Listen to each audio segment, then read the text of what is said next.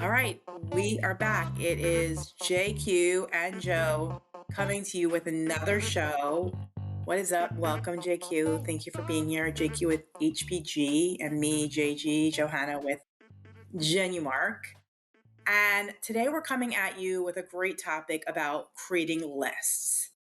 And I know I felt like this was an important one because we get to talk to a lot of people about prospecting and what that means. We talk to service providers, distributors, and suppliers about this topic.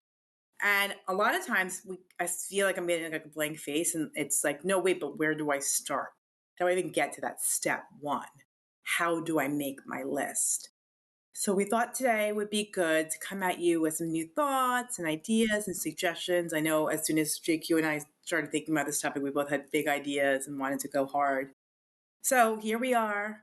It's a new episode. It's a new month for us to talk about something new. And also, big thanks to so many people that have provided feedbacks via text, via LinkedIn, via email, via DM, via info at Promo Kitchen. We're just like getting so many nuggets of goodness that feels like people are listening and it's working. And we want to see you grow and want to see you make more money and build that base. So thank you for the feedback. It really helps.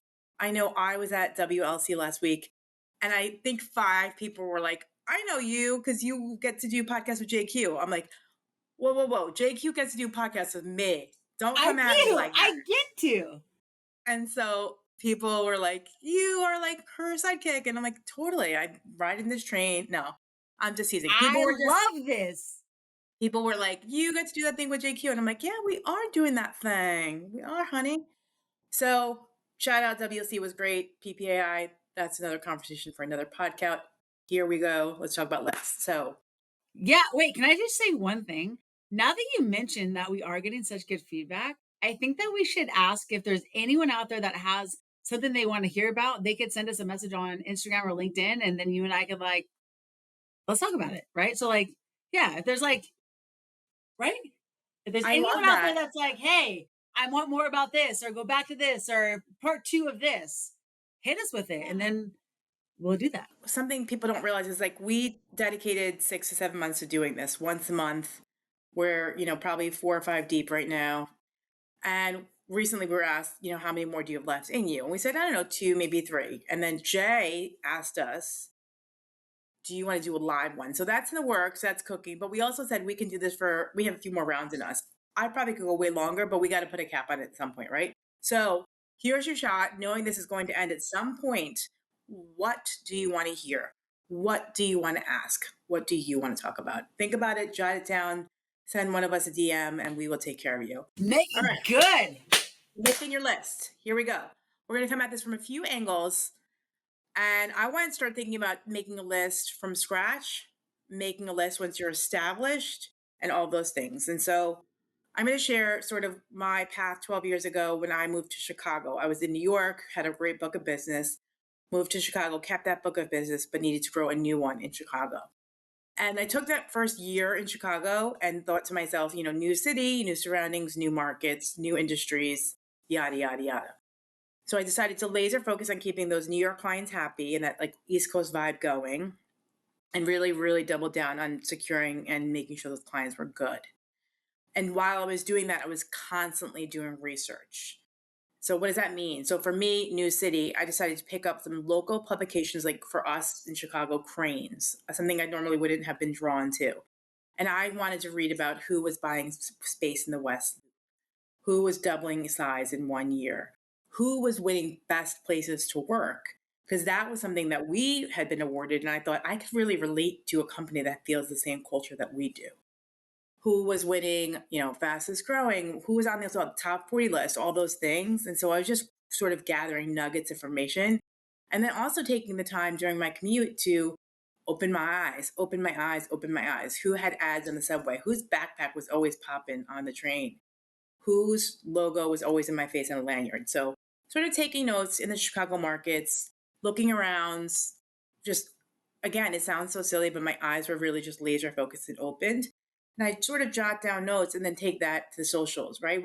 Information is being fed to you now. So I would go to social, find information about them on LinkedIn, Instagram, Facebook, and sort of get a sense of culture and what they were putting out there in terms of swag, sort of what if they were sharing on social media, so you can get a great sense of company culture. So that's what I did in 2012 when I moved here, and it helped me grow that book of business from in 2012 to 2024 over well over $3 or $4 million over that course of time, just learning the market, learning the Midwest. And honestly, for me, really big deal. Like there was a lot of people in the Midwest that were not people I would normally have sought out in New York City markets. Construction, logistics. So think about where you are in the stronger markets that you can go after.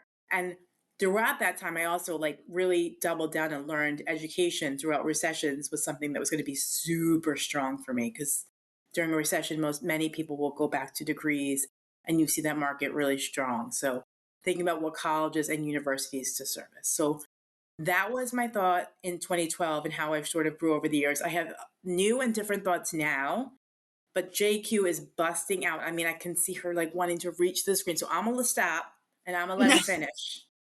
Well, no, And I go ahead. love everything you said. So I was writing down notes that I wanted to follow up on, and then I created like a list of things that I guess I leaned into when I created my own prospect list on your side of the business. So I'll start with your feedback for you. I love that you shared that. That's awesome. Two notes that stick out to me. You said that you were learning the Midwest. That you I wanted to learn the Midwest. If I learn the Midwest, it's going to help me prospect and probably close deals, right? So remember that you said that. I'm gonna put a check mark by that so I don't forget that you said that. And then did you say cranes? Yes. Cranes is a big publication in many, it's CRAINS in a lot of major cities. So I actually want to know. I'm curious why cranes? Because this is wild. I mean, I'm going to give you my list in a minute and how I built my list, but why cranes? Business publication, easy to read, wasn't like opening the New York Times for me. I felt easy to digest, weekly publication, and daily newsletters on emails where I felt like I could get a good pulse of this city. Baller. High five. I Boom. love that. Okay. So I love that. That's awesome. You said learning the Midwest. All right, cool. So when I think about my book of business, when I was on your side of the business, healthcare, hospitals, and then automotive. Those are my big ones. Every single one of my end users had over 10,000 employees. Okay. Oh, And so when I think about how I won all of them, I leaned into three things. I did this while you were talking. You helped me figure this out. I've never figured this out before. I've never shared this with anyone. All right. So I leaned into my passions, which for me is wellness. Okay. yeah. I leaned into my expertise, which was apparel. Worked at Alpha Broda for 11 years and they train people top notch. And then I leaned into my roots. My dad was with a trucking company for 41 years and sold that to Great Dane Trailer. Yeah. So I leaned into trucking, blue collar, apparel, and also wellness. That is actually how I won Valvoline, was going in with a wellness spin, mental health. And what I ended up selling out of the millions I sold was heavy apparel, heavy apparel. So, and I leaned into blue collar, heavy blue collar, where I had success. So I was just thinking, as you were saying, I learned the Midwest. I learned trucking. I learned blue collar. I learned wellness. Right. And that is how we both built out our list. But for me, same thing, as once I found my automotive, I was diving into what's happening in automotive, what's happening in blue collar. I'll tell you right now, wellness, mental health, labor shortages, getting women and females involved. That's a Yes. big deal, right? So those are all problems you guys as distributors can solve. I solved it by the proper uniforming, antimicrobial uniforming, protecting them in the pandemic, and things that were going to help them attract female talent. So that's where I'm going with this. Is that's how I built out my prospecting hit list. What was I really good at selling? Apparel. What did I love and know? For sure, blue collar trucking, automotive. And what did I have a passion for that I really wanted to bring into this industry more? Wellness. Is that helpful? So helpful. And I think it is a good way to think about what you and I talked about right before we hit record. So have all been doing this a long time. Many of us listening have been doing this a long time, and suppliers probably really dislike at a booth or in a meeting when a distributor says, "What is new? What's latest? What's greatest?" Yep. Probably the most irking question they could hear. And I'll share a distributor. One of the things I really can't stand to hear is, what industries are you selling to, and are you working on any programs? The answer is like one, obviously, I want to work on programs. Two, for me, and here I'm stopping, any distributors that are only working with one industry, I actually want to pick your brain. So please DM me. If you are a distributor working with one industry only and you've really just formed that niche for yourself, contact me. For a supplier to ask me what markets am I working with, that is a broad answer. And I'm like, everyone buys. Why would I limit myself? Am I so strong in construction? Why am I not going to logistics and financial and beauty and education, all of those? So I think it's great to have a really nice, large flourishing of different industries. I also think it makes you really strong to cross think about what works for different industries and share that information with the client. If your financial client is like, we've done all the recruiting giveaways possible. What are others out there doing? I'm like, oh, well, our logistics company just did this and it really worked because of this. It's great to really dip your hand into other markets. So I'm always really curious about distributors that are only working with specific markets. Now, listen, if you're like in sports and marketing and licensed and all that, that's a different story. But I'd love to hear from you if you really prefer to only work with a certain market and what that means and looks like for you. Obviously, there is something to you becoming the expert on that market, but I feel like you just learn more by working with different industries. And so know that when I'm prospecting, I'm definitely not like tech client. Nope, I'm like tech client, awesome, and education and financial and all the things. Well, I'll just tell you what I did, and that I will answer. So, what I did was I did focus on because I wanted healthcare, I wanted blue collar for sure. So, what I did was I dedicated one quarter to focusing on one niche at a time. I wanted to learn it and become an expert. So, Q1, I hit healthcare really, really hard, and I landed a massive, massive healthcare organization that was well over 2 million for me my first year, man, for sure. Became an expert at healthcare. I became an expert at labs. I became an expert at Awesome. what they needed, of what was Yes. going on, what problems the healthcare industry was facing, so I could solve that with product. Q2, I moved on to automotive. Got it. Awesome. Q3, I moved on to trucking. Did not have great luck. Q4, moved back to healthcare and landed a massive hospital, massive, out of Florida, Ohio. I Love it. forget. Love it. Anyways, just kidding. So I focused on becoming an expert at each industry for 3 months. And I'm going to tell you what else I did. Okay. I joined free LinkedIn groups. Sorry, I'm yelling. I can't help it. Okay. I love I yelling. joined free LinkedIn groups. I'm still in some construction groups. I'm still in some trucking and automotive groups. There's women in construction, women in automotive. You can go join these groups, and there's just people from the companies that are just here posting stuff and connecting. And then you go to industry events like we might have in our industry. Yep. Also, can I tell you something else too? If you guys are building out a prospecting list, please put a dollar value on what you think that customer is worth for you. I'm going to tell you how to do that. Okay, let's do that. Well, let's just do construction company. Okay. So let's say you have a construction company, your most active client, and you're like, hey, I'm leaving money on the table. I want to grow this customer. How can I grow the business? Let's figure out what's realistically there for you. Or maybe it's early in the relationship, it's new, and you're trying to figure out how far can I grow this? What's here for me? Or maybe it's a prospect and you're daydreaming about grabbing them. Now is the time to always place a dollar value on your customer. Here's how you do that. Take the customer's industry, blue collar, healthcare, whatever it is. For me, let's say construction. You can literally Google average marketing budget for a construction company. It'll tell you right now it's probably 2 to 5%. Right now, I think it's on the high end. I'd say it's probably like they're spending 3 to 5%. I think that's just my guess. Okay. So that gives you insight about what industries are spending. You can take your customer, take the construction company. You can literally put into Google so and so construction company revenue 2023. 99% of the time it's there. Take that number, take that number. Oh, dang. That's how you place a dollar value on what's there. You can go back to your customer and have a really ballsy question. Hey, I'm committed to growing this relationship. I have a big question, but I need to ask it. It's going to help me serve you the way that I want to serve you. What's your marketing budget look like? Totally. So that's where I'm going with this, right? If you're prospecting, please get to know the industry that you're playing in. What are they facing? What are the problems they're facing? And then start bringing that up, bring that conversation up. I mean, this is also for clients or rather distributors and suppliers that have great relationships already.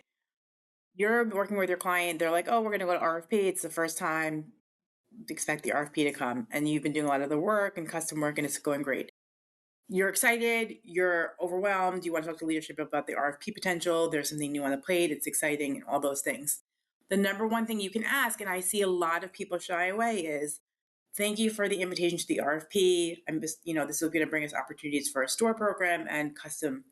Can you share what you spent overall in custom and promotional last year? Now, the buyer's probably not going to know off the top of their head unless you're like talking to the head of marketing and procurement at the same time. But you are allowed to ask that question. I see it all the time. People sort of shy away. Is it a scary question to ask? Yes, probably a little bit scary. But you're allowed to say, can you share what you spent in merch? I have asked a million times. I've gotten the ballpark number, and you're allowed to say, can you confirm those numbers and get back to me so I can speak with our leadership team about this amazing opportunity? And then you want to go back to leadership and whoever helps with RFPs and share as much information as possible. So do not be afraid to ask the question, not only what is your marketing budget, because marketing is broad, that's events, that's signage, that's everything that goes into event and travel. What was your spend on promotional marketing last year? And because it's been a weird few years with the pandemic and anything, I would also say, like, do you have numbers from 2019 and 2022 as well? So know that because of the 2020, 2021 era, we should get some real facts. And so getting as much information dollar value is amazing and really, really helpful. I love that. I also think something easy to do when sort of, like you said, vetting clients and putting a dollar value is head over to LinkedIn because I know you're following that client account page. I know you are. And if you're not, get on it. When you're on LinkedIn and you hover over HPG brands or whoever you're prospecting, they will share, it says, a number of employees 80 to 200, 2,000 to 10,000. There's no Google needed. You're on the LinkedIn all day. You know it's up. You know it's up all day. Go hover and write that down on all your CRM notes with your prospect information. Because guess what? 10,000 employees, when they come to you for employee giveaways, you don't even have to ask the number. You know what it is. To your point, also, if you're hovering over that, the about, sometimes these companies are listing their revenue in there. Yes. Read it. It's there. It's all there. That's prospecting, that's research, that's discovery. That's it. All right. So now I kind of want to segue and pause and think about the shift that I've sort of made over the years because the shift I've made over this last few years is something that I think everyone needs to think about because a lot of people are scared about starting prospecting and taking those first steps. And we say on this podcast all the time, we are not asking you to cold call the CEO of American Express. There are many opportunities within books of business that are established to prospect. So you're going to take that number one client that you're doing a lot of business with, and they like you and you like them, and yada, yada, yada. Go find out through the number of employees or whatever information it is how much you're not doing. A college. Are you working with president's team? Are you working with alumni, career, services, admissions? Look at all the departments and different avenues and start thinking about how you can get introduced to all of those channels. And that is the number one way to grow business. The other thing that is super helpful if you're doing LinkedIn correctly and you're using it well is take all of your old relationships. For example, used to work with Jenna at Alpha. Now I want to get into Alpha. Hey, Jenna, I paired with you. Would you mind making three introductions to these three people at Alpha, or even tell me the name of the buyer at Alpha that I should be contacting? Leverage your relationships. I know Jenna in 2 seconds would say, I'm going to take a step further. I'm going to make an intro. I'm not going to tell you the names.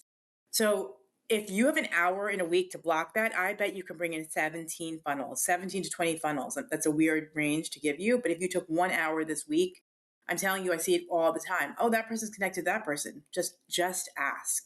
Oh yeah, I went to high school with them. Oh yeah, it happened with Nick Latour. I'm dropping Nick Latour right here. I had a call with a prospect 3 months ago. Noticed she was connected to Nick. Nick, do you know blah, blah, blah? Whoa, they went to high school together. Their families used to have dinner together. It was like the most random, funny thing, but it happens all the time if you are using LinkedIn in the right way, connecting with your suppliers, your distributors, your competition.